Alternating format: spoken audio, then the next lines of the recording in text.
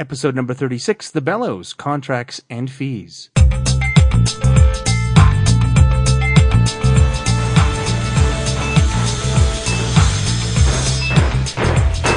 right, cut to edge of stage. Great. All right, color frost. Check. 1, 2, 3. Check. Stand by, please. House to half, house out, lighting cues 1 through 10, sound cues 1 through 10. Welcome back to The Title Block, a podcast about Canadian theatre designers, their history, and their craft. And I am, yes, your host, Michael Cruz. And this week, back on track with October's recording of The Bellows at the Central Bar in Mirvish Village in Toronto. This time our panel discusses contracts and fees, something common to all production staff in theatre, so it's bound to be a great conversation. Moderator Kevin Hutson is joined by Tarragon Theatre's business agent Kesta Graham, designer Simon Rossiter, and executive director of the Associated Designers of Canada, Shiela Skye, as they go through all the aspects of negotiating and writing up your contract. Once again, I want to encourage you to go to patreon.com to support the Title Block to help cover costs of producing the show, and I want to thank those of you who support the show every month. If you have any comments about the show, please forward them to thetitleBlock@gmail.com and contact us through Facebook or Twitter. I'd love to hear from you. And now, The Bellows, Contracts and Fees, with an introduction by Christopher Ross and Pip Bradford.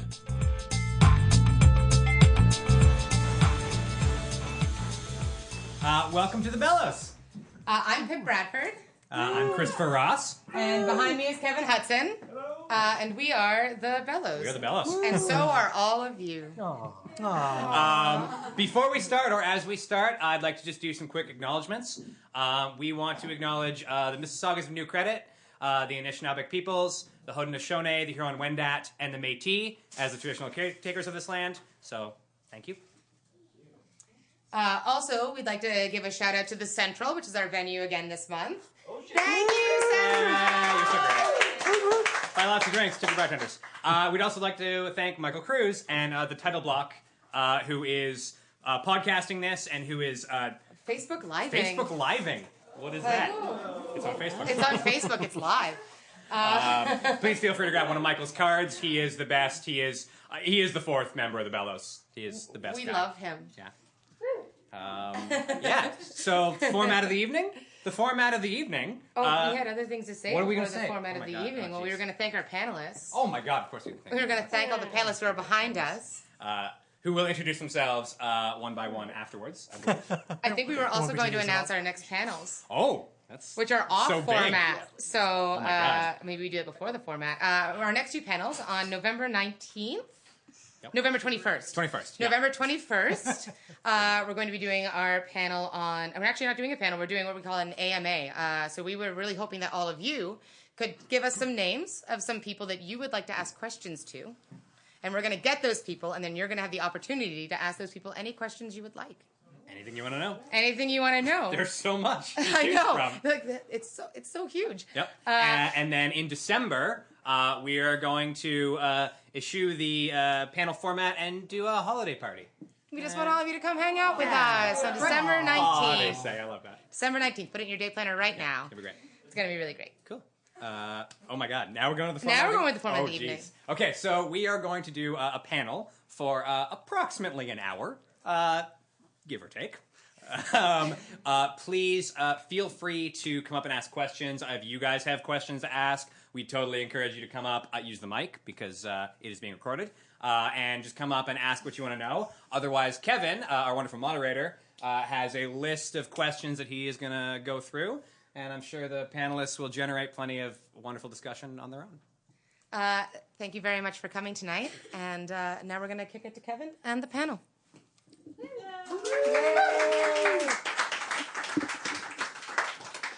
Thanks very much for coming. Really appreciate it. It's following along on the sort of success of our very first panel, which was how to get hired, how to keep getting hired, which is available on thetitleBlock.com as a podcast. We decided to do something in the same vein to sort of annualize our things. And today is fees and contracts, which is really important to know. I have just gotten my first full-time year-round gig, which involves a contract, is really interesting. I did not negotiate because I was terrified and obviously just snatched at that gig as quickly as possible. So we're hopefully going to help you guys to avoid the same mistakes when you do get contracts like that. So without too much further ado, on my left, who are you and what do you do? I'm Kesta Graham, and I'm currently the business manager for Tarragon Theatre. I'm Simon Rossiter, and I'm a lighting designer in town, and occasionally production manager, but it's been a while. I'm Shiela Skye. I'm probably best known as the Executive Director of Associated Designers of Canada, but I also have my own management company and consulting practice. That's excellent. Experience with contracts is really important. As I've alluded to, I have very little. So let's start with the very basics. What constitutes a contract? Does it have to be paper? 3 things. No, it doesn't have to be paper, but you have no proof of what the contract is if it's not on paper. Mm-hmm. So paper is recommended. From a legal perspective, you need 3 elements. You need an offer, you need consideration, which is more than just compensation, consideration, and you need acceptance. And those are the 3 components that legally comprise a contract. Okay. So are consideration like terms then? Terms, details, yeah. So it may be scope of work and...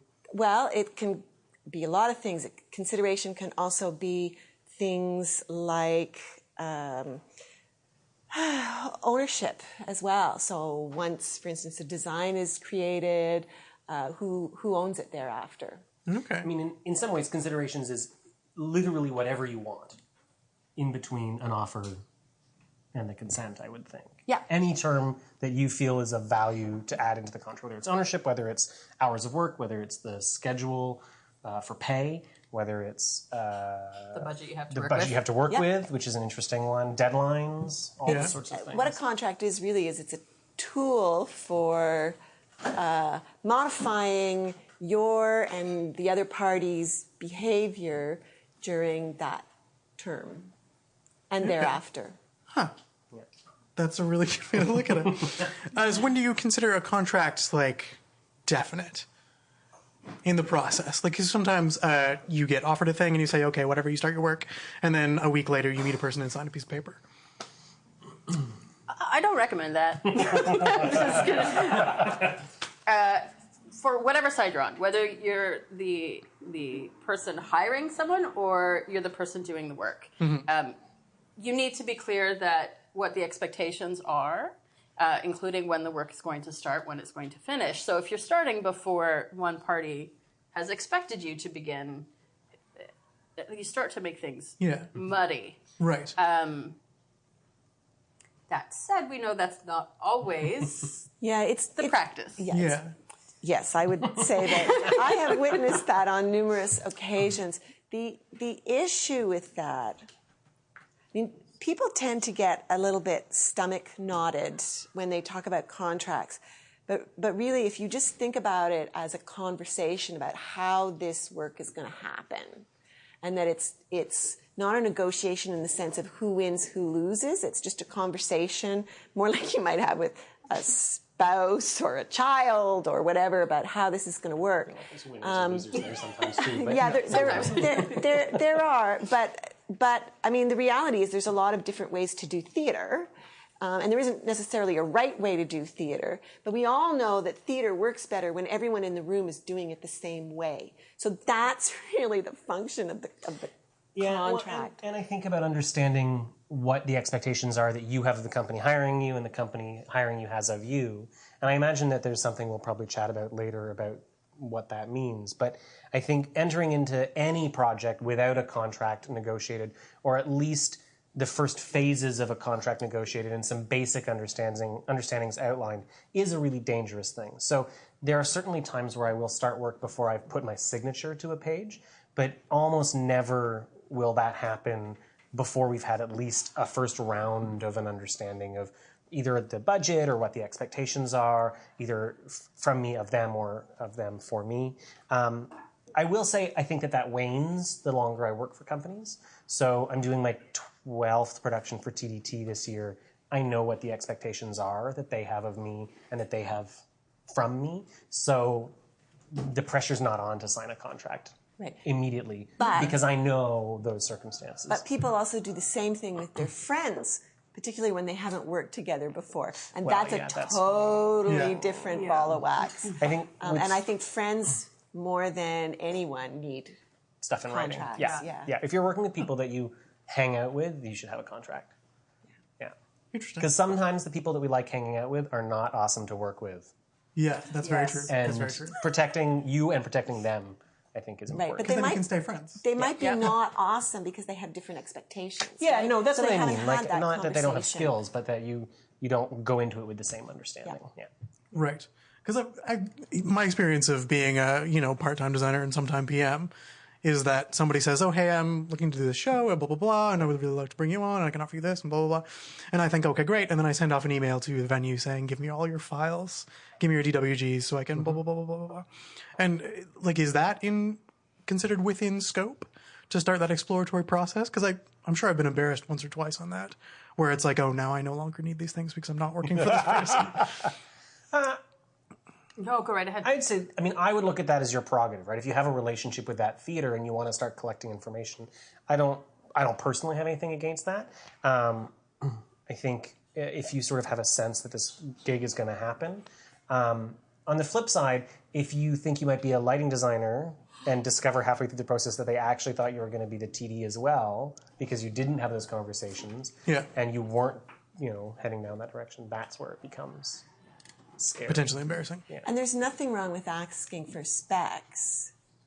I think more people should have them online. Yeah, Just I do too. At But- people's disposal. I shouldn't have to email anybody. But before you agree what the scope of work is, knowing what facilities are available, For sure. it would be really a valuable thing to know. I did this one project that was in the woods, and we had nothing. Like no. Was that on the electricity, contract? Like it no takes running place in water. the woods? Yes, it was. Did it specify which woods? It did actually. Excellent. But the issue there was knowing exactly what the project would entail. Right. Right. I'm going to live like a goat for 2 weeks. Essentially what it. Amazing. So we touched on sort of the scope of work. Like, what else should a contract contain in your minds? Obviously, we said consideration, which is compensation, probably for starters. Dates, probably really, really helpful. Mm-hmm. The scope of work you're expected to do. Is there anything else in sort of general terms that you guys look for in a contract? Well, I think Sheila hit on a really good one, which is things like ownership, which Right. relates to royalties in the case of a design that may be remounted without your explicit presence, or even if you are present. Things like right of first refusal, which is, I think, increasingly important as more and more shows are now getting picked up to tour and that world is coming back, is the idea of if you did the gig first, you have the right to get offered it again the second time. I sort of break it down into three. I'm back to three again, 3 parts. So what happens if things go as planned? What is the plan?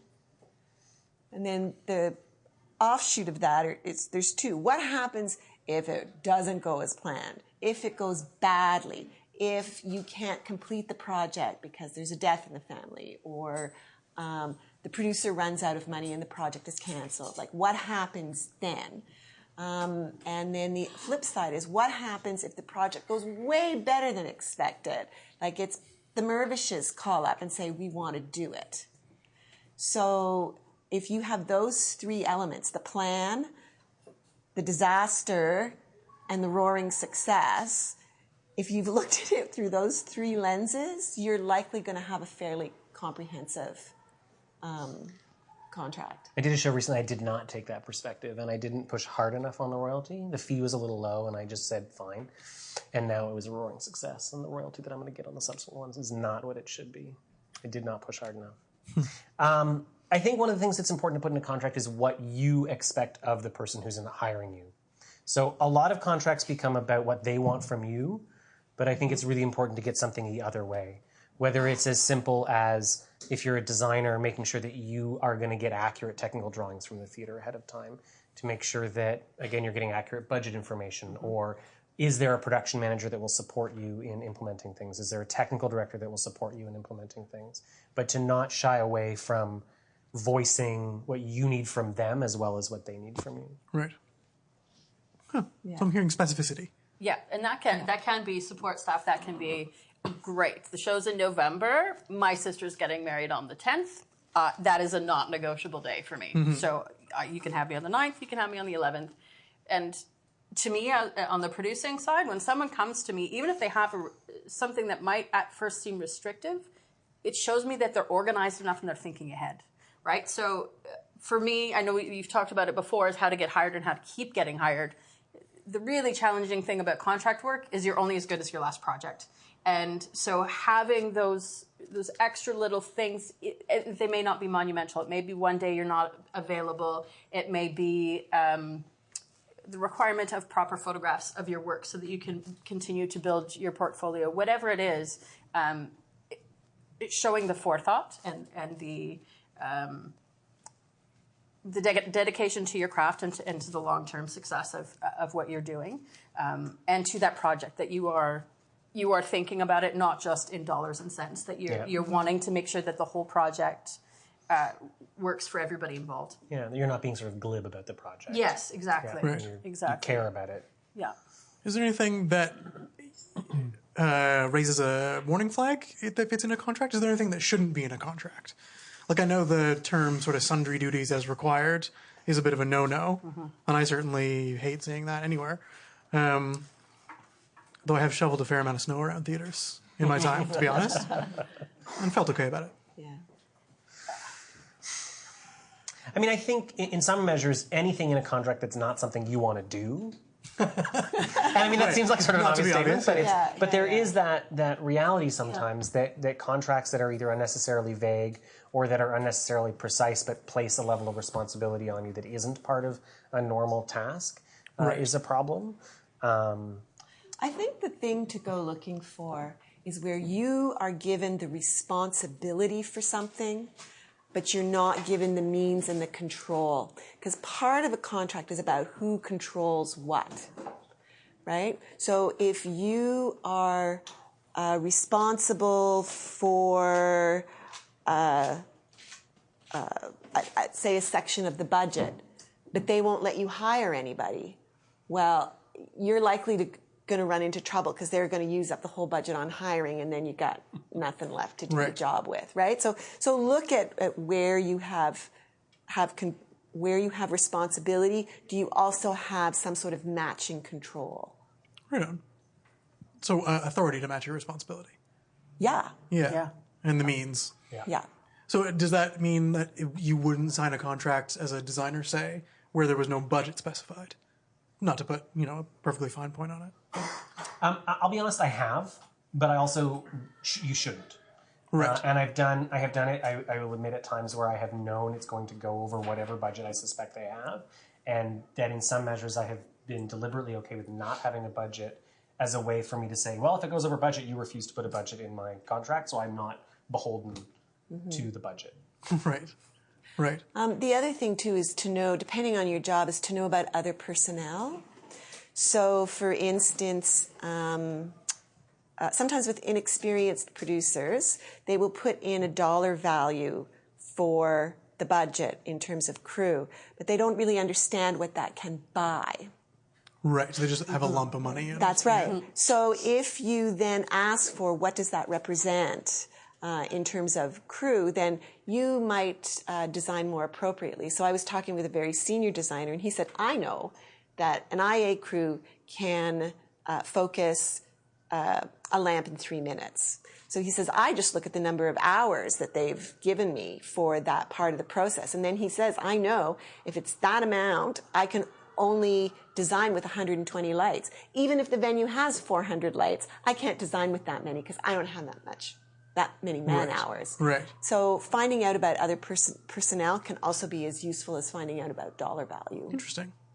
Well, can we touch on sort of hours of work, like as a part-time terrible PM? The thing that was really important to me was like, okay, so you're paying me this much money, and that represents, in my mind, this many hours of my work, which means I can go take other gigs and pay my rent. And like, is that considered okay? I mean, I was pretty gentle about it, but I get the feeling it's not appreciate it when you say, when they say, here's the fee we have to offer for the gig, and you come back and say, well, okay, but that means functionally for me, that's this many hours. Whenever I've been in that circumstance, I will admit that I don't often quantify the specific number of hours that I'll devote to something. But if a fee is very low, and through sort of the time that I've spent figuring things out, I know whether it's too low to devote my time to it or not or whatever. Although I won't usually assign specific hours to it, I'll be really clear about whether my availability will be compromised, or other things I may be doing at the same time, in order to make it clear that as a consequence of a low fee, if that's what we're talking about, as a low fee, that you will not be my first priority. I see. All of the time. Yeah. And part of that is because I don't like tracking my own hours. So I don't want to actually tell you this means 30 hours, because then I have to track to 30 hours, and I don't want to do that. But you can say part-time. But yes, but this will be you will not be my first priority. And I've done that with projects. That was usually the discussion where it's like, okay, for Tech Week, I'll be all yours. But for the rest of the thing, I have to take X, Y, and Z to blah, blah, blah. But you have to be careful, because even in Tech Week, time can add up really fast. Oh, totally, yeah. And so the number of hours, like if you do start to think about it in terms of an hourly, because I admit I do try to think about my week in some sense when I'm figuring out what an appropriate fee is, although I then stop tracking it as soon as I finish negotiating. But a Tech Week is going to be 70 or 80 hours. Yeah. It's not going to be a week. It's going to be 2.5 weeks of work. And so to kind of really take that into consideration. And sometimes it means pushing a bit back on budget. You offered this, but really, if you want me to be present and not have other things on the go. Right. And then you give them that choice.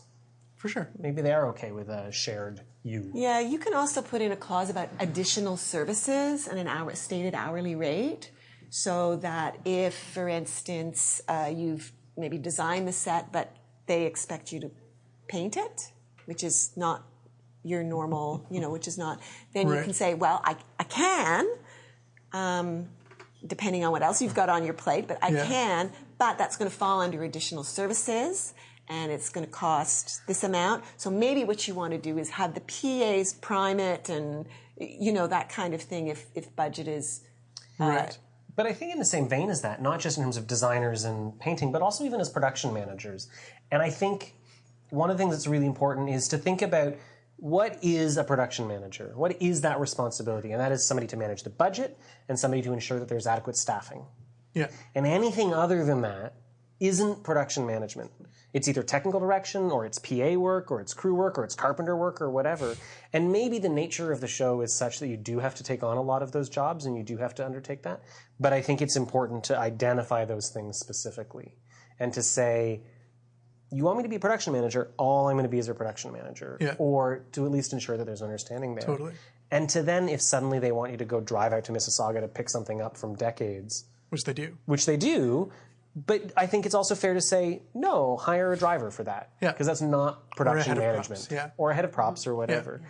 And I think that really understanding the delineation of jobs is something that is really critical. Yeah.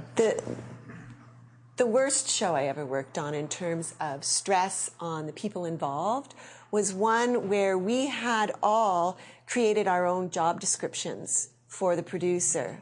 And then when we got to Tech Week, we discovered that there were a whole bunch of jobs that nobody had been hired to do. Yeah. No doubt. So, a lot of designers and nobody actually responsible to implement. Well, it was, anyways, I don't even want to relive it, but and some of it was quite serious. It came down to like audience safety issues, et cetera, too. So it wouldn't be a bad idea in your discussions. I mean, negotiating is a whole different topic than what's in a contract. I know, we're going to get to that very soon. But in your discussions, to find out about who else is on the show, or what other positions do you have open, etc. And if they and find out what that producer thinks that job does.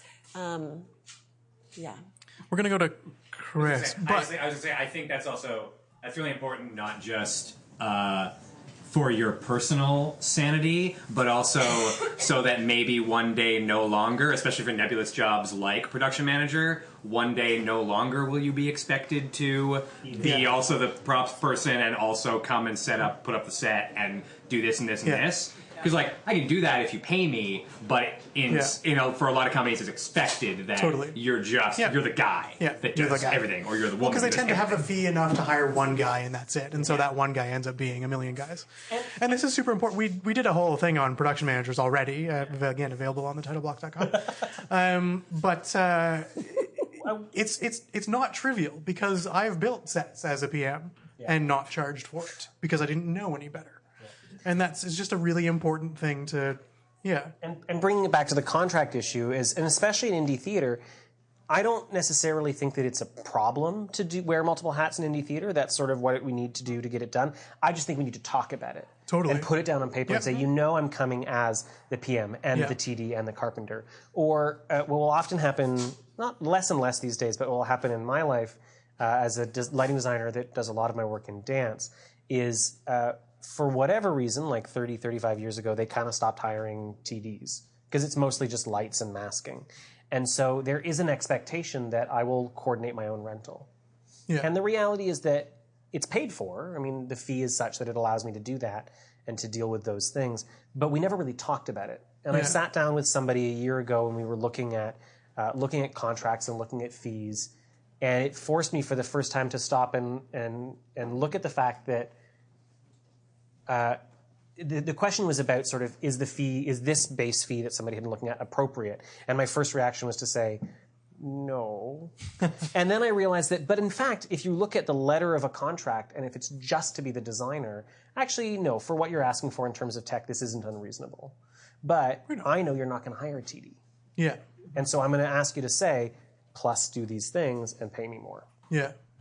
So, but they don't know that because we stopped talking about it 20 years ago, 30 years ago. Well, and now we've forgotten about it. Speaking of talking about it, like the plus do these things is also like, maybe I want to build a thing. For sure. As a PM, and I want to someday be a carpenter.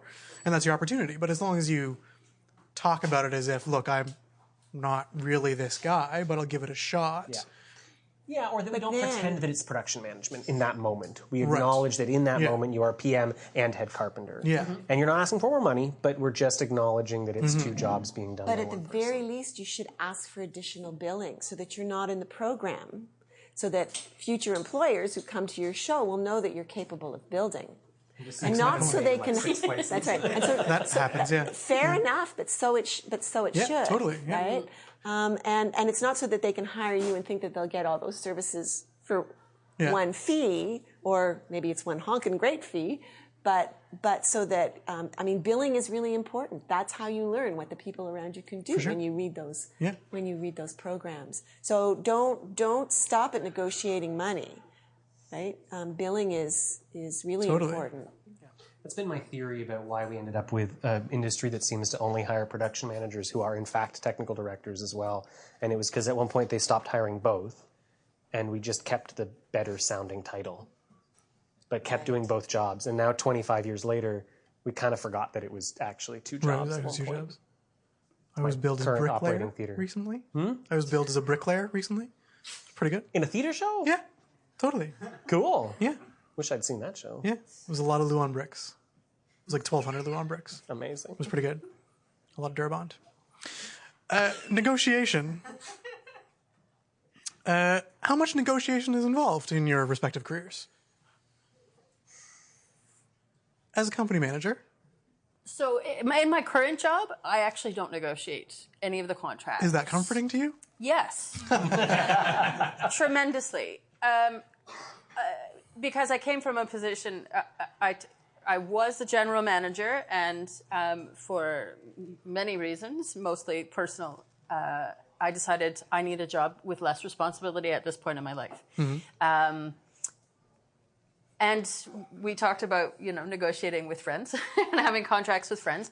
And so for me now, because a lot of the time it would be negotiating with friends. So at this very moment, it is a nice relief to not have to be negotiating the contracts. But what I am doing is I'm executing them. right? So then I'm on sort of the receiving end as I get a contract and I will see, okay, I know what this relationship's supposed to be. I know when I'm supposed to pay you. I know when I expect you to show up, and I know what you're going to do. And I know that I'm also hiring you a shopper, right? You're going to be you're doing wardrobe, and I'm hiring you an assistant, and you've suggested some names, but I'm the one who's going to phone and see who's available and who can work with you. Right. So I sort of have not the negotiating part of the contract, but I'm handed the contract to execute it. So I find where there may be holes or not. Right. But previously, it was a very big chunk of time as a general manager. For a show, because each component, if you're hiring production managers, because I worked for an independent company, we didn't have a venue, we didn't have a year-round staff. We had a very small core team and people that we worked with often, but it would, this year we're doing 2 shows. This year we're doing 1 show. It's a cast of 14. It's a cast of 2. So every project would have a very different requirement, and then negotiating for a production manager, a technical director, design elements. You may have one designer who's doing multiple elements, which is a completely other kettle of fish. Right. You're negotiating actor contracts or offering them equity minimums. You're looking for the director. You're negotiating with royalties with the writer. So it's a lot of different considerations and a lot of different groups of people who have organizations that they may or may not belong to that have a framework to have this conversation. And that's where, for me, was the biggest challenge, was switching gears to different associations that have different expectations, different protections, different needs. And then even within the same kind of scope, so let's say I'm hiring 4 designers. 2 of them are members of ADC and have certain expectations and know how to talk about contracts. And 2 of them, their contract knowledge is to put a beginning date, an end date, and the element that they're designing. So having very different conversations can be challenging, and remembering that when you're talking to different people, they may have different experience.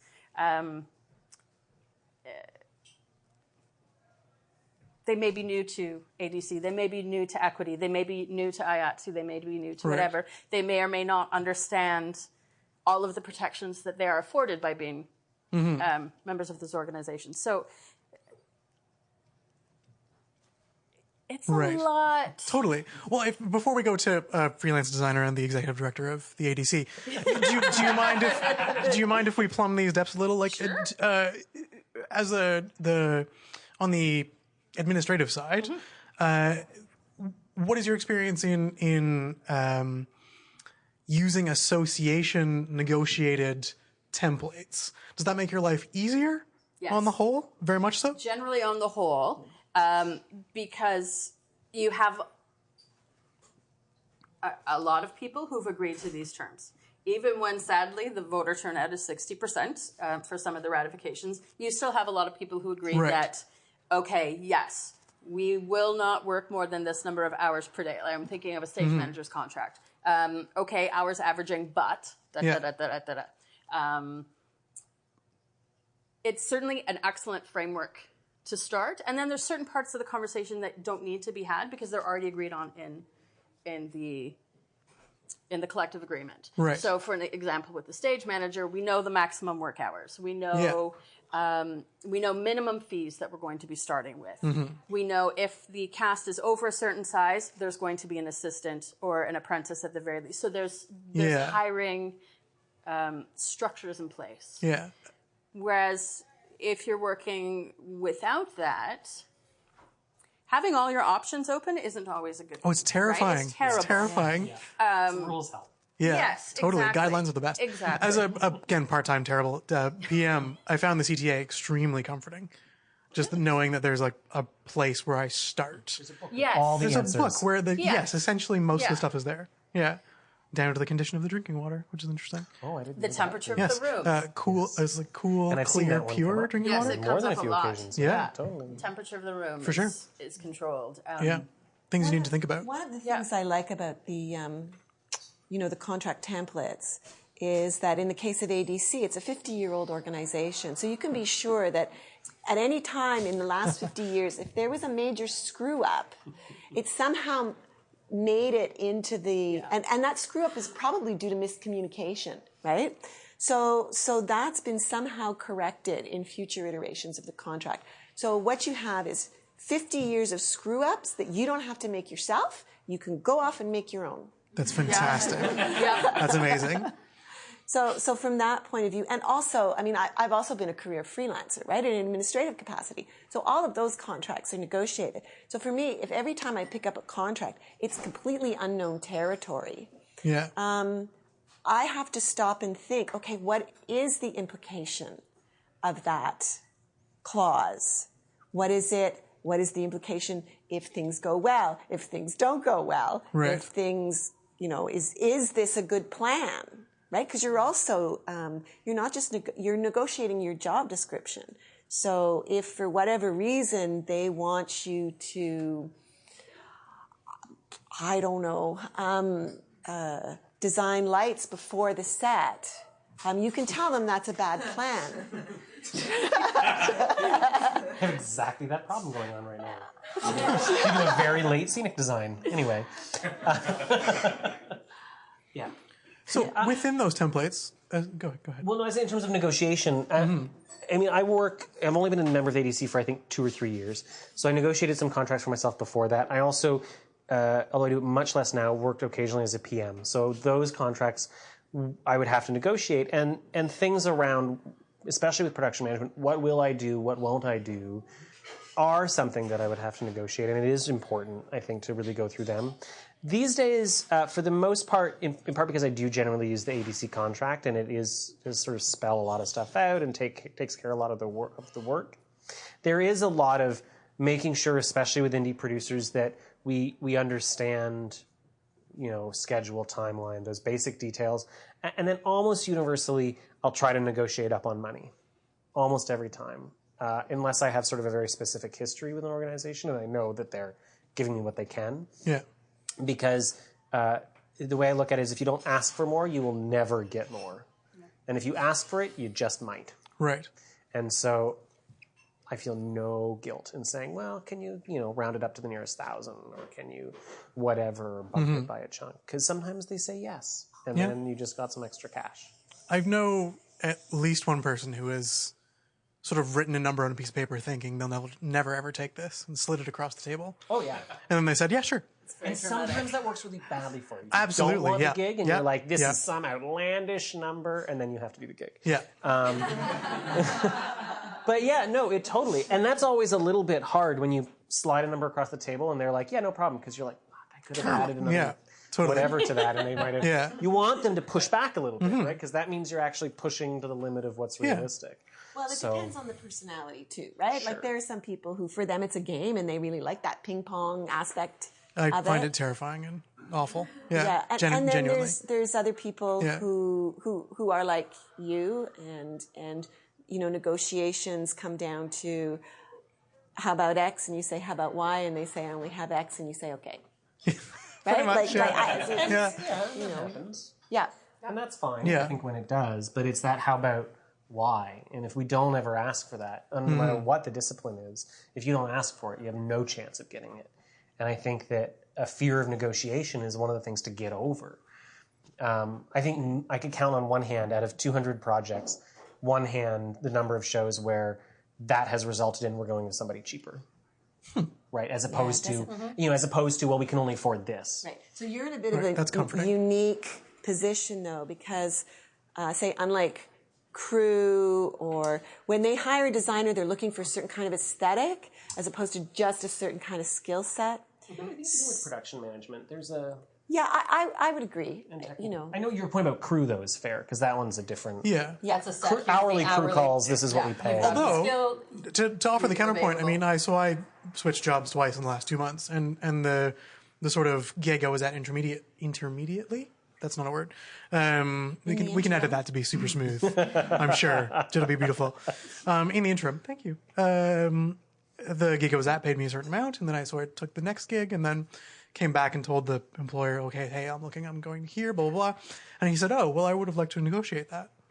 And I just kind of like kicked myself in the face. It's true. And I have worked at some Not even venues thinking where, in fact, there was they would get the person for whatever they could get them at the beginning. It was Harbourfront Center for a while, where it was like they paid what they needed to pay you.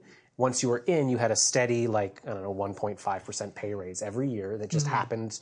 But it wasn't like everybody walked in at $18 an hour and went in. There was a certain amount of, I can get you for 18, but I need to pay this person 20 or they're not going to show up. Right. And that kind of stuff has happened. So I think it's harder, though. People are more likely. I mean, the Tarragon, I think, is a good example where I don't think there's any of that. This is the rate that Tarragon pays for labor, and it is. And I don't know. I can't imagine that if somebody said, do you pay any more than that, that the Tarragon would hang up the phone and never call them again. But the answer would be no. No, so call us if you're available to work for that, right? Yeah. And there are a lot of theaters, just sorry to interrupt, Simon, that where the fees are set, right? So they say this is what we can pay a PM for a show that is going to be a unit set and sort of this general scope or this general scope, and we are a E-house with equity, and so we take the minimum rate and we round it up to the nearest $5 or it's to the penny, and that's what they can afford, or that's what they're set, or all the actors are ensemble and no ifs, ands, or buts, everybody gets paid the same. Like you find that there's a lot of companies that do just that, and there's not, unfortunately, a lot of wiggle room. Yeah. Although I don't know if I want to say this to the internet, but I have actually in the last few months negotiated with both Tarragon and TPM to my advantage. So it's possible. It's just... Well, I think it depends on the job. Absolutely. Yeah, I wouldn't negotiate for crew rate, but to be honest, I just wouldn't do that thing anymore. Yeah. So... And I think also, too, budgets are set very often before a single artistic decision is made. Oh, yeah. Right? So it might be... the conversation might not be around, I'm worth more. It's, I need more in order to be able to achieve this. Right? And so that it's not about self-worth and it's not combative either. It's like, this is what I would like to be able to achieve. If you're on board with that, Right. And who knows, maybe they've saved some money on the last show or whatever, got a sponsor who gave them 5,000 miles of rope or whatever it was they needed. And, Going back a little bit in terms of things to negotiate for and things to talk about that I had we'd sort of gotten close to it, but is finding out who the rest of the team is, if you can, at the point of negotiation can be helpful. Yeah. Either as a production manager, who are the designers you're working with, or as a designer, who are your other designers, or who are the people who are going to lead this process forward in terms of implementation. Sometimes at the outset that's not necessarily helpful, but we all learn the personalities on both ends that we either get along with or don't get along with, or we have an opinion one way or another about the sort of organizational whatever, et cetera. Yep. And so you can make a judgment on whether you're willing to take the gig, or maybe, hey, these designers are all super smooth and organized and everything is always like they're minimalist, so everything's always under budget or whatever. Right. So this PM gig's going to be an easy PM gig. Or these guys always have huge ideas. They're going to bring something that's never going to fit in the budget, and we're going to spend 6 months tearing it down to get it to fit. This is going to be a hard PM gig. And those personalities you learn over time, but inquiring early who else is on board can make a big difference. I'm a fan of inquiring early too, because that certain people have had a really good run recently, or working a lot, have won a bunch of awards, etc. Well, that their fees have been going up. So by looking at the other partners in the project, you can maybe get a sense of where you should pitch your own fee to be in standing with theirs. Now, you may clearly be the junior. Yeah. But you don't have to pitch your fee as the junior of the juniors. You can pitch it at the junior of the seniors. Right. Which really is different. I never would have thought of that. Yeah. I mean, that kind of brings us a little bit by accident to when do you look at a contract and just think it's not worth it? It's not going to happen. Admittedly, that doesn't often happen to me these days. Yeah. And in part because it'll often be before a contract even shows up.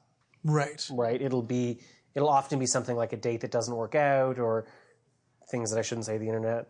An email will come in and I'll just be like, I'm busy. Yeah.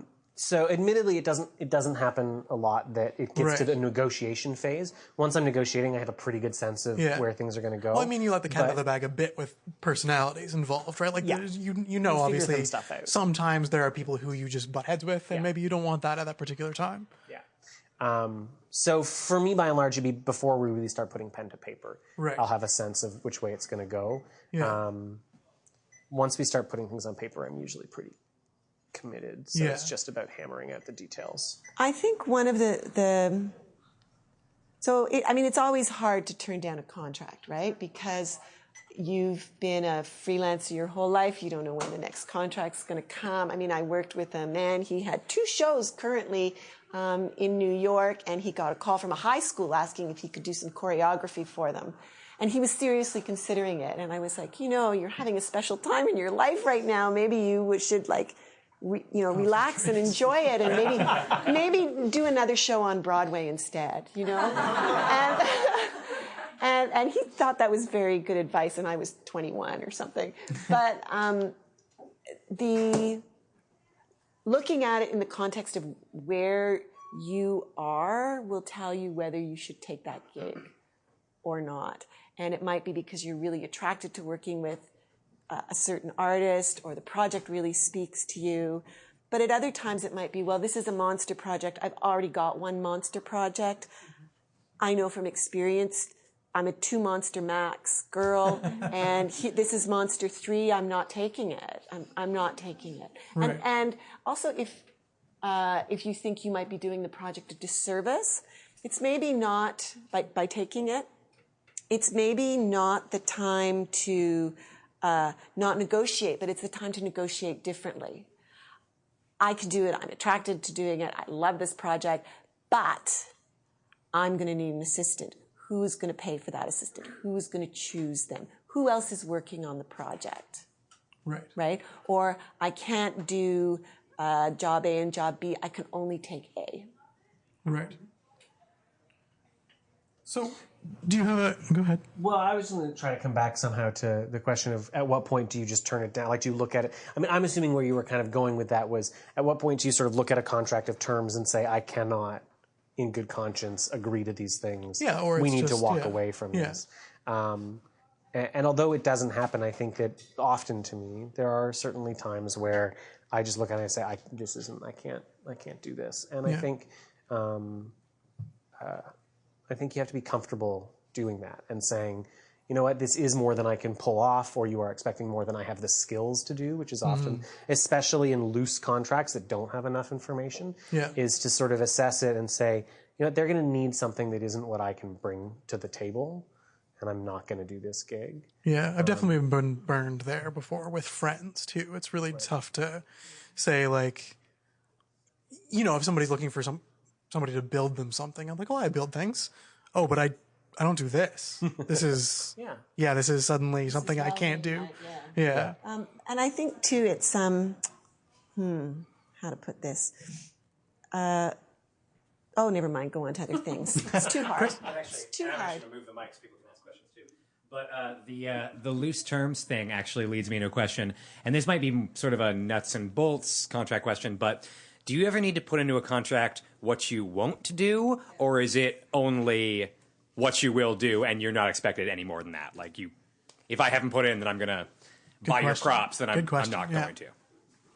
What's the answer? Good question. My view of it, to a certain degree, is that it all depends. And what I mean by that is kind of, are you expecting something that's likely to go wrong? Do you want to cut those things off at the passes, for example? If a contract that provides only for what you will do without any kind of, other whatever or any sort of looseness in that regard, if you choose at some point to not do something that isn't specifically itemized in the contract, I think you'd be within your rights to say, well, this is not something that's outlined in my duties. I do not want to do it. However, having not said that at the beginning of the contract, there's this risk of burning a bridge in doing that, right? Because it becomes very antagonistic. So if you are concerned about something coming up that you're not comfortable with, or if you know that there's a specific skill set you don't have that you just have an inkling might be, I think it is important or is meaningful to sort of identify those things in the contract early so as to avoid that antagonism later. Right. When I think back to that project where there was no master list of job descriptions, had I put in my contract, I won't do X, Y, and Z, that producer might have realized, oh, I'm going to need somebody to do that. and we all would have had happier lives. So I think there is a way to do it. That can be, if you massage the wording, that can be non-antagonistic. And then there's also the way to like really reinforce certain aspects. So recently there was an ADC designer who was working with a new but wealthy producer, well out of town, but and so the issue for him was that this was a producer who had very little experience. So he wasn't sure that this person had really taken the time to understand the job. So he took all the things that he felt were most important, verbatim from the contract, and put it in a rider. Because when you get a standard contract, you think, oh, well, this is standard, and you know, a young producer might be willing to sign. But she read that rider because it was something the designer had introduced. So you can say things more than once in a contract. It can be a good Emphasis. idea. Yeah, that's clever. I know a lot of or a few sort of production manager, stage manager types who don't have driver's licenses, for example. And you know, driver's license. That's true. So how often are production managers assumed to, again, be a driver? And it's that... Yeah, all the time. Yeah, right. So saying, I don't have a driver's license is something that can be meaningful. And again, whether you should be the driver or not is secondary, and whether that's something you want to negotiate in the contract is secondary. But if you're not addressing that specifically, to at least say, I do not have a driver's license, don't expect me to drive to Mississauga and visit decades for Saves you from later having to be like, oh, actually... Shit, I'm so sorry. Yeah, because it's more embarrassing that way when it comes up later, right? Yeah. So in terms of sort of tips on negotiating stuff, do you in general have a $1 per hour figure? Is that a thing that enters into the arithmetic? Because it certainly does for me. Just as a handy guideline. Kind of. And it morphs and it shifts, and for me, it usually isn't an hourly. Right. And this kind of comes back to my sort of thing of I don't like to track my time. So, but I tend to think more in a weekly context than an hourly context. Yeah. Because I'm almost always negotiating flat fee contracts for an entire design. It doesn't get broken down all that specifically usually.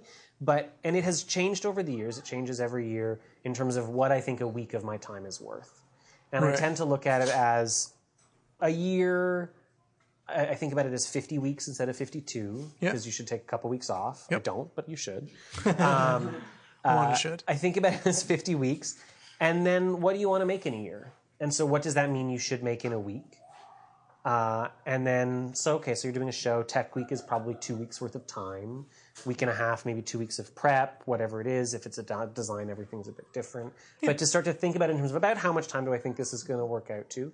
And it's not precise to an hour, but gives me a ballpark range. Yeah. And then from there I can kind of guesstimate, well, I think this is a $3,000 gig or a $5,000 gig or so you have a vague algorithm. Yeah. Yeah.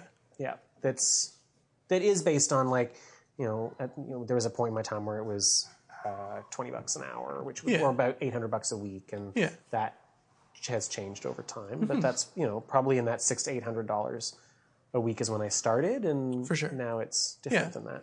Well, if you have any sort of authority at all, you should be charging more than the casual crew. Yeah. And the casual crew rate is inching up slowly but surely. And that's something I will tend to base it on, right? I'll look at, what is the crew rate in this venue? Mm-hmm. And again, I then take it to a weekly just because it's easier to deal with. Totally. And I say, okay, if that crew works an average week, what does that work out to? And I tend to use something along those lines as a basis. Yeah, because as a PM, let's say, you tend to think you're adding more value to the project than any one And crew you member. have to be an authority figure to those people, Totally, right? totally. So if you're the supervisor of somebody, should you be making less than that person? No, absolutely not. Because presumably you're directing 2 or 3 or a dozen of them. Yeah. Yeah. Yeah. And sort of the idea too, if you walk out the door at the end of the day, are you done your work? Yeah. Right? So are you doing, it's a little different for administrators, I think, from production managers where you live with the project, but sometimes I get hired for a very specific small project that, I can consult with someone or help them go over their chart of accounts isn't anything like the CADAC, and I'm going to sit down with them for 4 hours and help them figure it out. Well, okay, that I can, or even an afternoon, I can say, okay, this is probably going to take 6 hours, and what are the hours? And then I kind of build myself in a little buffer. Yeah. Right. So if I think it's going to take 4 hours, I'm going to think more along the 6 to 8 hours because it's always better to get paid more. Totally. But nothing ever seems to take the amount of time you originally planned it to be because you're in partnership with someone else and maybe they're not as prepared. Maybe they're more prepared or maybe it morphs into something else. Yeah. The consequence being sometimes you win and sometimes you lose. Exactly. In that. Yeah. And I think the other thing, in thinking about jobs that you can kind of walk away from at the end of the day or not, as a production manager, how many nights are you going to stay up not sleeping because you're worried that something's not going to happen? And what's the value of that? Most of them, yeah.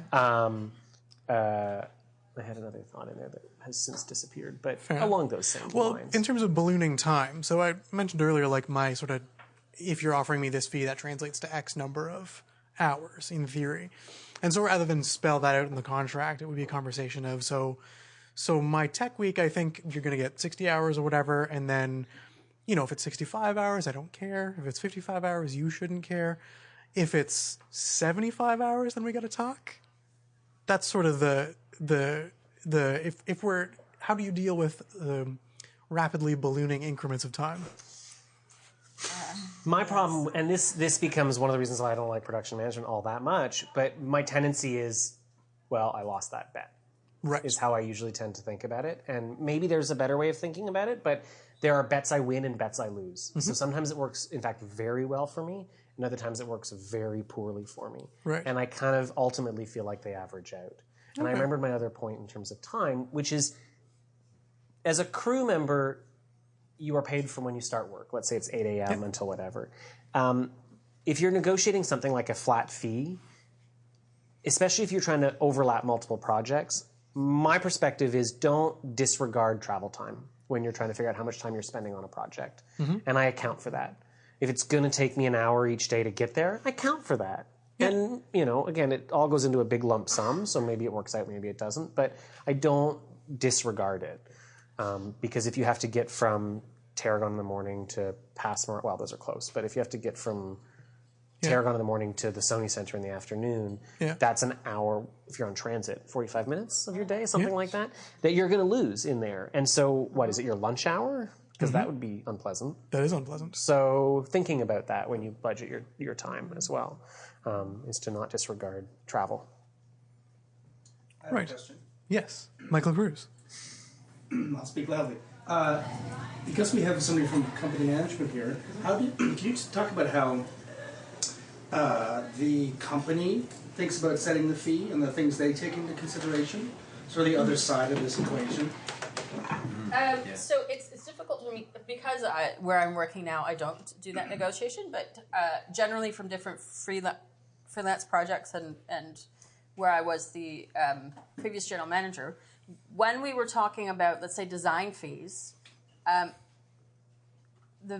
we always hired our production manager first, and the production manager would be in on the conversations, and they would know the full budget for the project, so that they could say, look, this is going to be a lot of the set designer's time figuring out how you're going to get these 27 locations to work on a stage that is 12 feet wide and 10 feet deep. I wish I was joking, but you've got writers who are very ambitious, and so where do you put the time? So do you put if you want to pay someone for the amount of time that's going to take to figure that out, you have no money left to execute it. So, and you kind of have to make that really gross decision of what elements get what kind of weight to execute a project.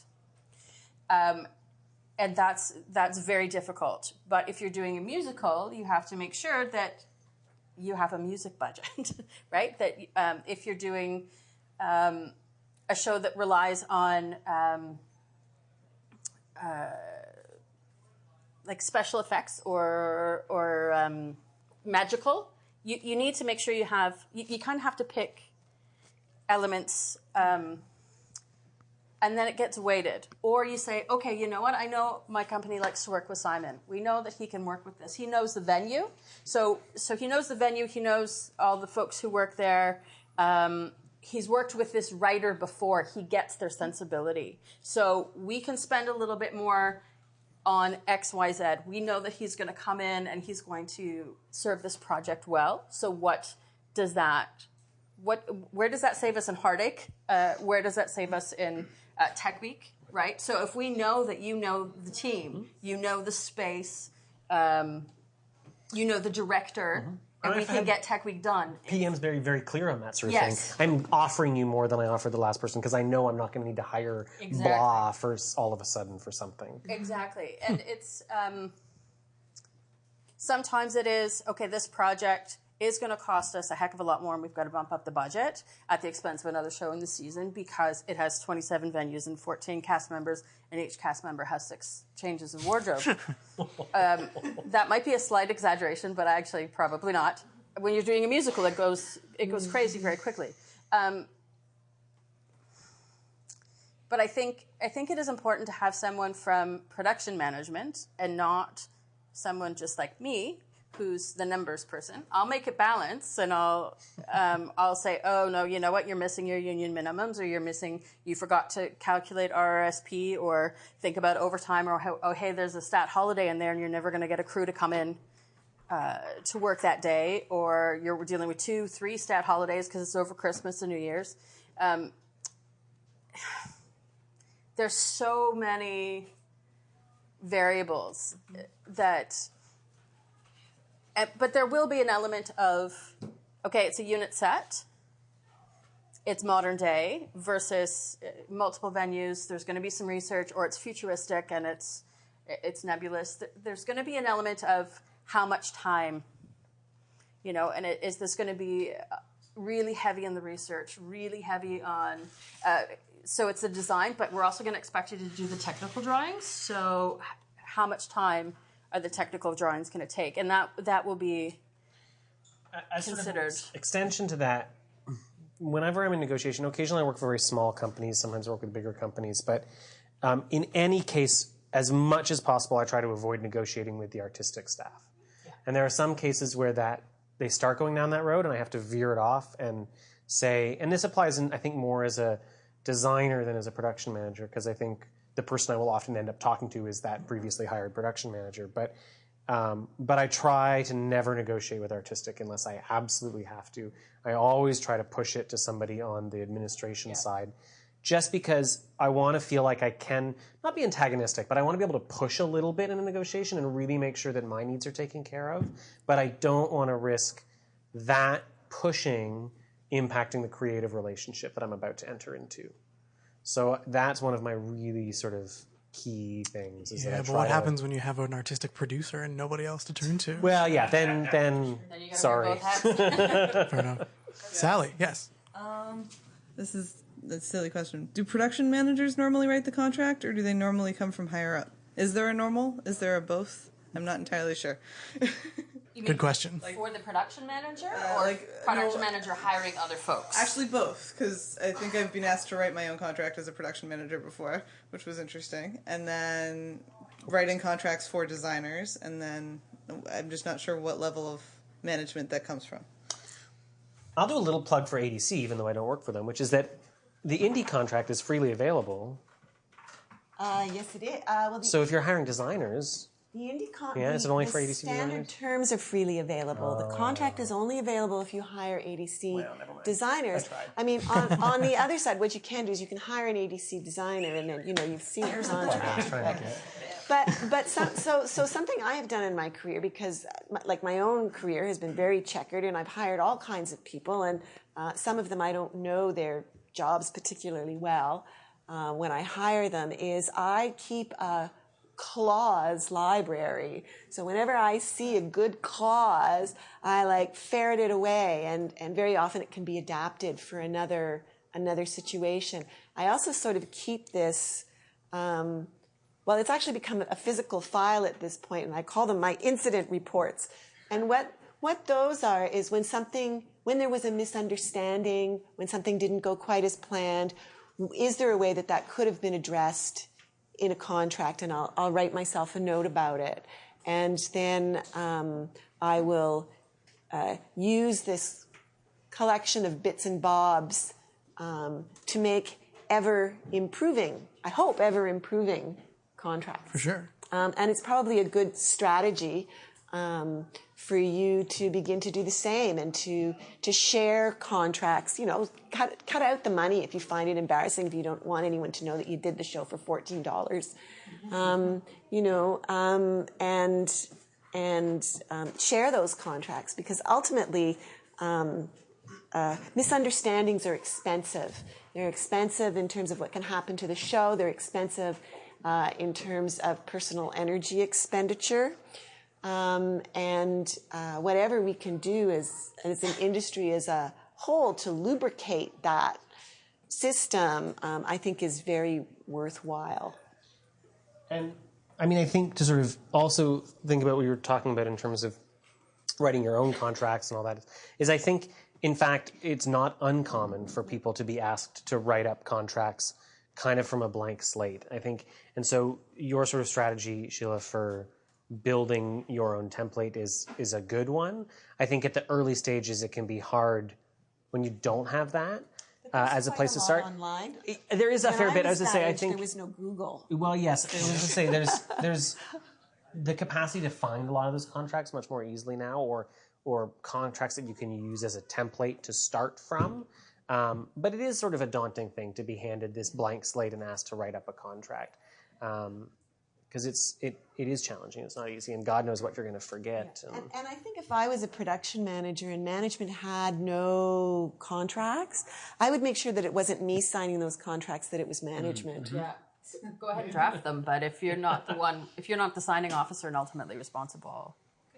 And I think it really does depend too on the size of the company. If you're part of a collective, where maybe you do have a leader who's sort of run with the idea, but it's very much a collective in all terms of, if there's any of the organizations involved, that's going to be very different than if you're partnering with, the Canadian Opera Company as a temporary, or, they're adding a project and they need another production manager, because their expectation, that's a management position, right? And it's probably a staff position. Even if it's a temporary staff position, you're probably given a lot more responsibility, and the expectations and the amount of money and the risks and the rewards will both be much higher.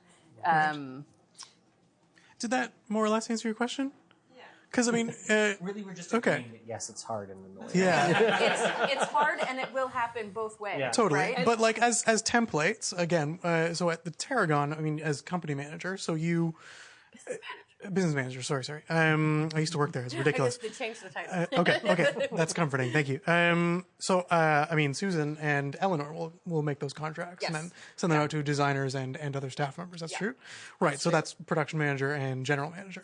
Managing director. Yes. Making that happen, right? That's right. And then your previous gig, you said you would hire a production manager first, and then use them to consult on the nature of everybody else's contracts. Yes, and that seems like a fairly friendly way to do things. Either way, actually, as long as the sort of administrative and production management.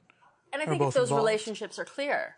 Yeah. Right, because on those contracts too, all of the, whether it's the designers or a TD relationship or a PA or whatever the other positions are, it would very clearly on the contract say, this is who you're reporting to. Yeah. You are reporting to the production manager who reports to the managing director. So overtime must be approved by blah. Or additional duties must be approved by, or Right. I think sometimes writing a contract is a little bit like writing a grant. It's in some ways kind of a colossal pain in the ass, but in doing so, you're using your imagination to imagine a sequence of events. And that, I sit here today at my desk with nothing on stage, and what are all the things that are going to happen to have that beautiful moment on stage? And are all those moments in not maybe that one contract, but in all those assorted contracts? Right. Yeah. And it's really quite an imaginative project. Does that make it seem more daunting? Because that scares them. Well, what I was going to say is then where I go with that is I think also to not be afraid to email everybody you've ever worked with to say, hey, do you have a contract that you like to use? And to not be afraid to share that information. And one of the things that I kept thinking about in terms of the availability of stock template contracts and stuff like that is I hire assistants occasionally. And fortunately, I've never sort of run into a problem where my tendency to just write them a check at the end of the process for an invoice has caused a problem. But in no small part, the reason I've never really done a sort of formal assistant contract is because I don't have a template for one. And I don't really have the time in my schedule. If at the moment when I need an assistant, I don't really have the time to go digging around for a template on what I'm looking for out of an assistant. So I tend to just say, can you come do this thing, please, and send me an invoice. So for better and more likely for worse, I have sometimes just abandoned that entirely because I don't have time to deal with the fact that I don't have a stock contract. ADC has sort of noodled with that notion. We're not there yet. But I think one of the routes we'll go is we'll crowdsource. You know? Well, this is a great question. I really like. And so we learned. What did we learn from this? That the standard terms of the ADC, what's available on the ADC website? The standard terms. So those are what I would call the non. So it's not the contract template, but it's all the standard terms. So it will it will have all the definitions. It will have the standard sort of job descriptions. And I think that's one of the really most valuable things that the ADC has done for designers, and that I know other organizations have done for sort of their respective disciplines, is done a really good job of identifying what a designer's responsibility is. And so, again, thinking in this context as in any capacity of negotiating a contract, of understanding what will you get or what won't you get. Yeah. Is that it is all out there. For sure. Publicly. So there are resources available. Yeah, that's available for download on the ADC website. If you go to For Producers, just click the icon. Excellent. Yeah, that's fantastic. What else did we learn from there? We learned that it is annoying. Ask your friends. It's annoying, but ask your friends. So similarly to the idea that, as a PM occasionally get suckered into building a set for free, if you ask your PM friends, you are less likely to have that mistake be part of your life. Ryan McDougall was a friend of mine and is a friend of mine, and he's not in the city anymore. He's not dead, for the record, as far as I know. And he made that mistake and then mentioned it that, hey, Kevin, don't do this. A couple of weeks too late, but it was really valuable. Yeah, I think in all cases, whether it's about looking for contract templates, whether it's about negotiation, I think there's a push amongst a lot of people to be a bit more open about how contracts negotiations have gone and what the fees are that people are being paid for a whole variety of jobs. Like, I think we're kind of entering a period of hopefully greater openness in that regard.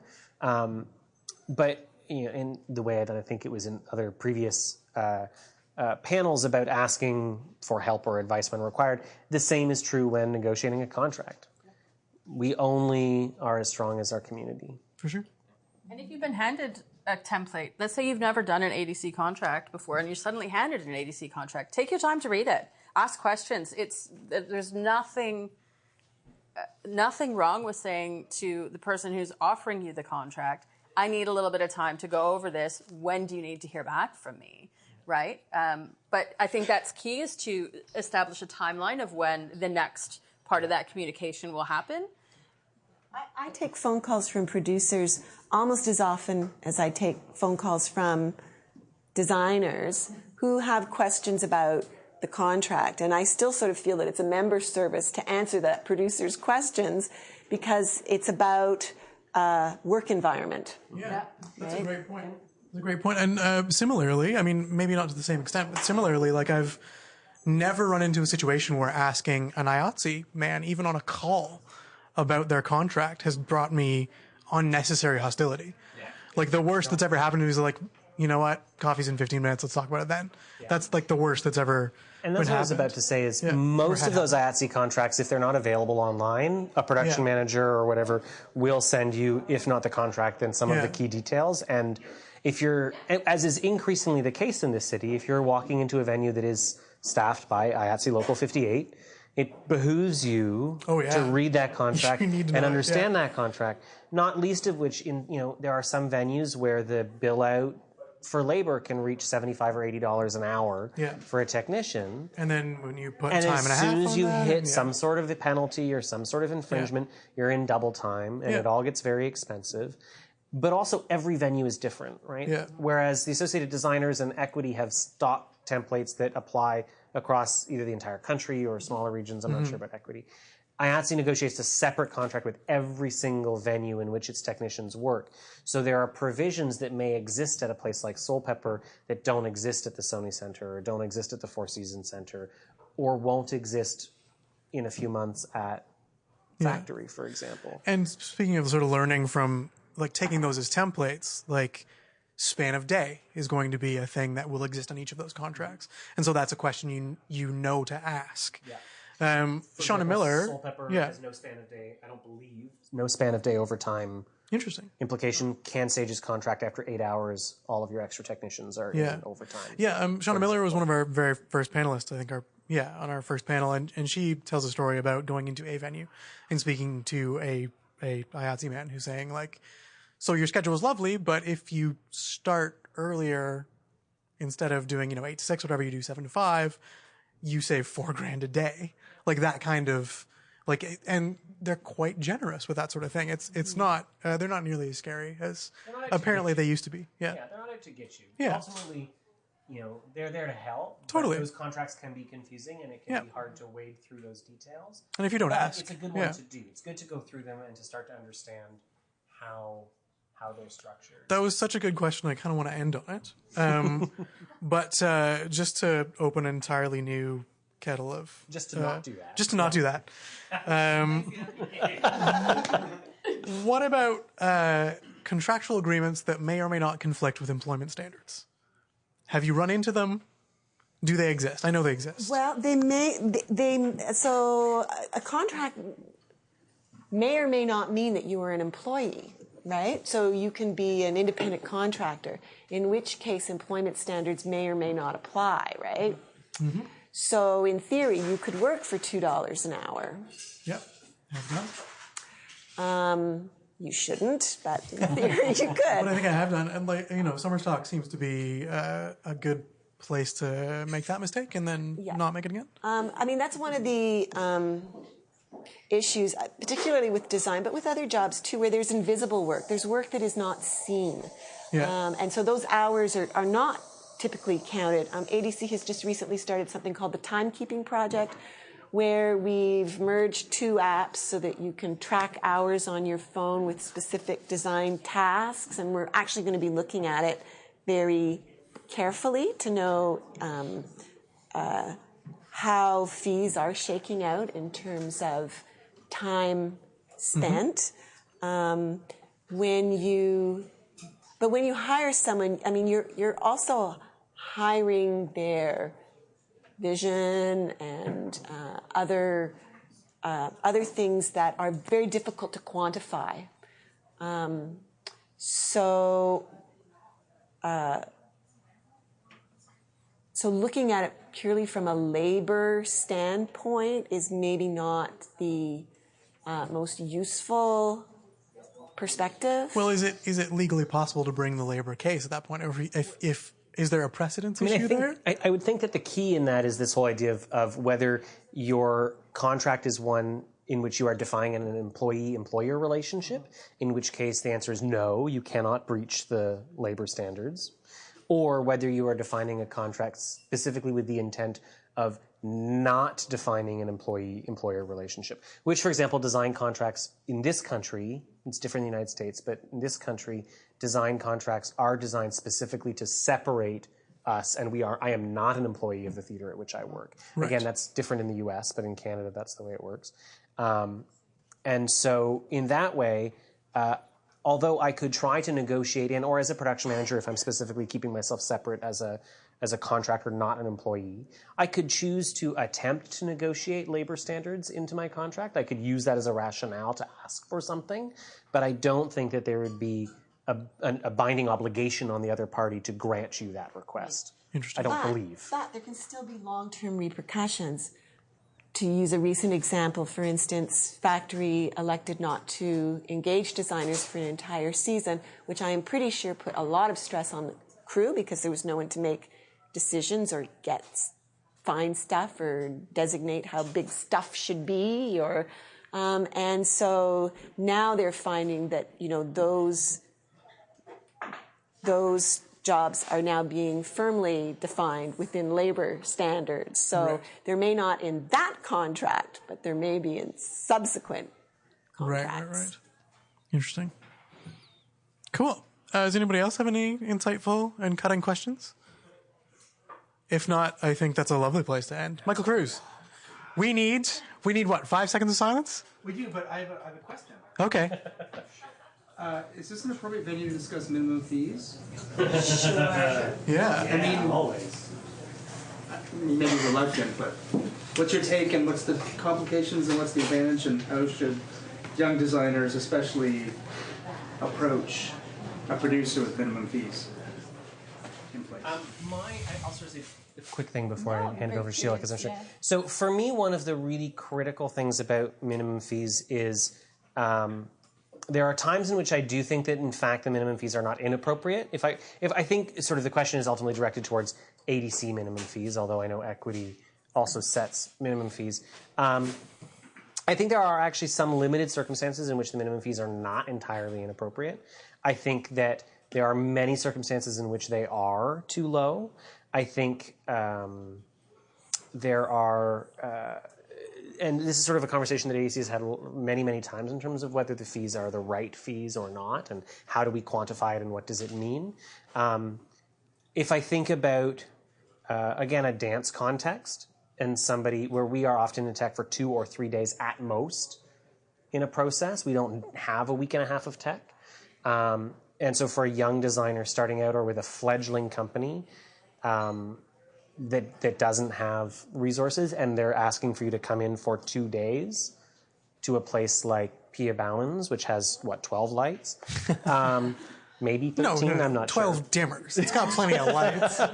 Right, there's a moment where those fees can be appropriate, but very rapidly the scale of work that's required, I think, can exceed what those minimums are. And I think one of the greatest challenges we have in this even in the city, but I'm sure it exists everywhere, is where minimum fees are used as a basis for negotiation for a residency expectation that is wildly out of line with what a minimum amount of work is.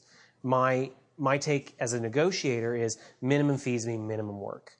So how little time can I be there, and how quickly can I get out? And so, in fact, the only instances in which I've ever been willing to work for minimum fees are very strictly controlled out-of-town gigs, where I can fly in, fly out as fast as possible in order to make sure that the residency is controlled.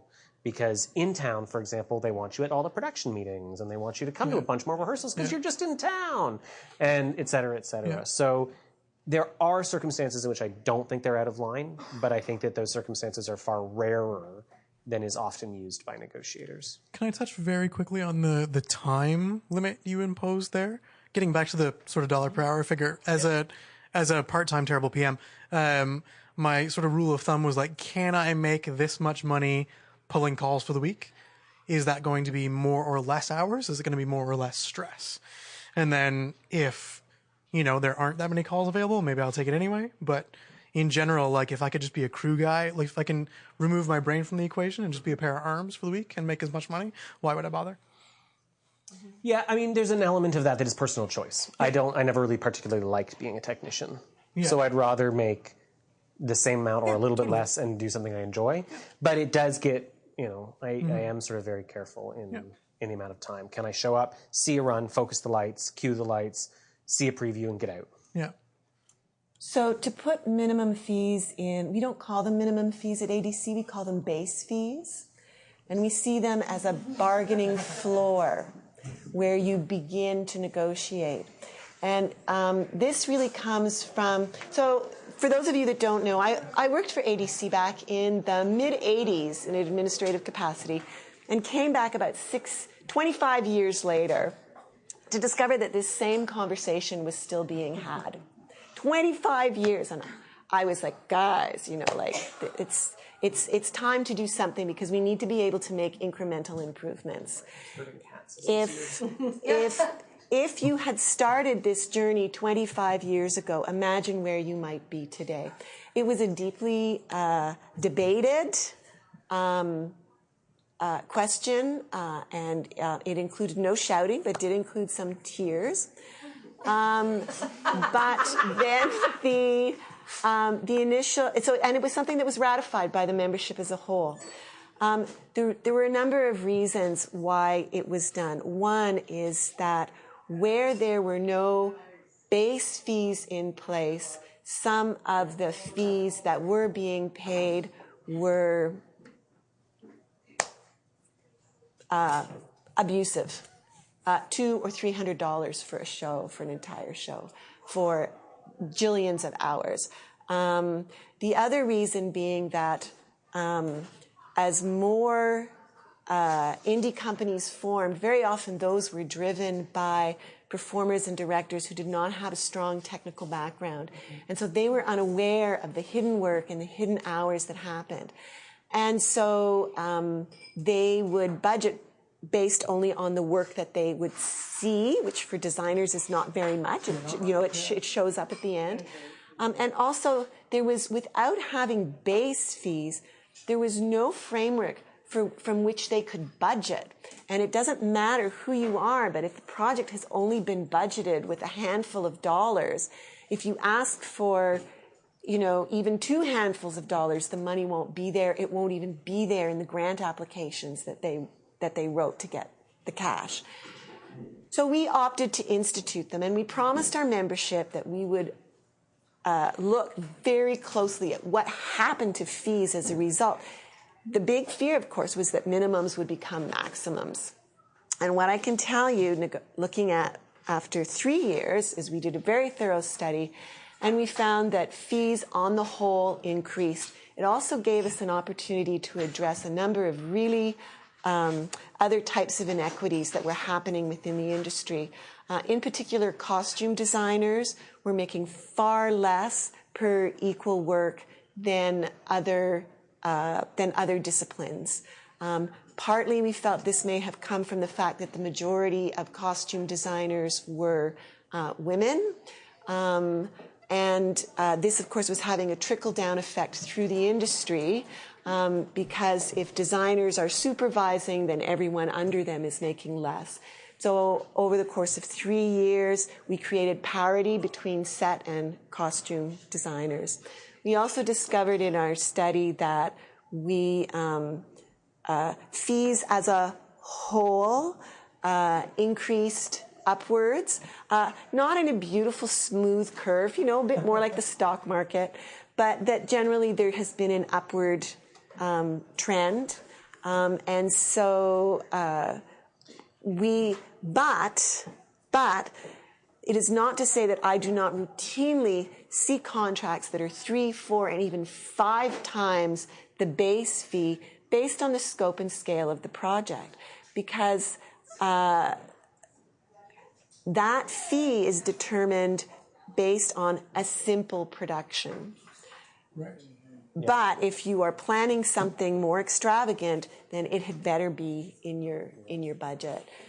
It has proven to be a good thing for designers. I assume that I haven't done studies for equity, but I assume there's also a rationale for them. And I think, having those guidelines for young producers is absolutely critical. Well, that's what I want to sort of end on, because that's super critical. We're going to have to finish the rest of this at the bar, I think. But the having a base fee there is really important, because you mentioned grant applications, and that's where the money comes from. So if there's no number to base that equation from, then it may as well be zero. Fantastic. Thanks very much.